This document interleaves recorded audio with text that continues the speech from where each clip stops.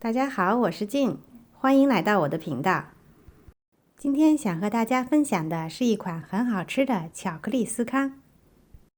香酥的司康包裹着香浓的巧克力，出乎意料的好吃。首先来准备做司康所需要的黄油，黄油必须是冷藏的，不可以是软化的，所以我们需要提前把黄油称好。按照今天的配方，需要45克黄油，切成小块，放入冰箱冷藏备用。另外，需要称好所需要的牛奶，70到75克，称好后同样冷藏备用。准备好一个搅拌碗，筛入200克低筋面粉，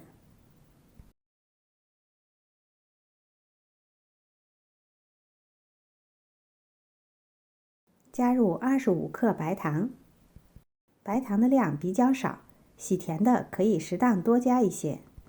再加入一点点盐，2小勺泡打粉，大约7到8克。搅拌混合均匀。这时候从冰箱里拿出来提前准备好的黄油，把黄油捏碎和面粉混合在一起。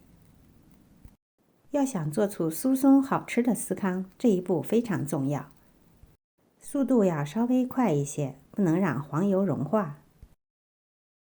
另外，揉搓黄油的时候要用指腹，而不能用手掌，以免手掌的温度太高，而使黄油融化。如果像我这样戴一个手套，操作会更容易一些。最后拌好的状态是像这样细细的沙粒一样。取出一个冰箱冷藏的鸡蛋，打入碗中，充分的打散。2/3的部分加入到面粉中，稍微留一小部分，最后刷表面用。大致的混合一下，最后加入已经提前准备好的冷藏牛奶，最好不要一次性加入，牛奶的量可以根据面粉的吸水性酌情的增减。大致混合到没有干粉的状态就可以了，不要过度搅拌，也不需要揉面，大致混合在一起就可以了。准备一些黑巧克力，切成小块。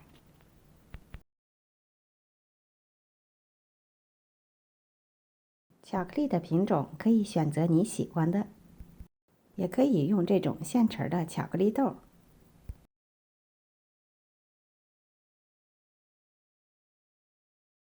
取一小块面团，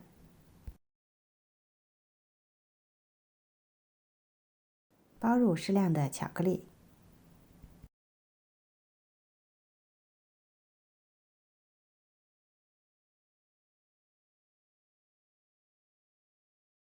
稍微整理一下，一个司康的生胚就做好了。同样的方法，把剩下的面团依次包好。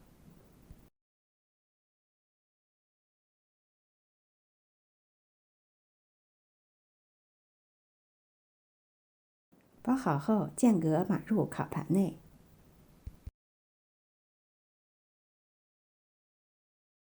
最后在表面刷上已经预留好的鸡蛋液。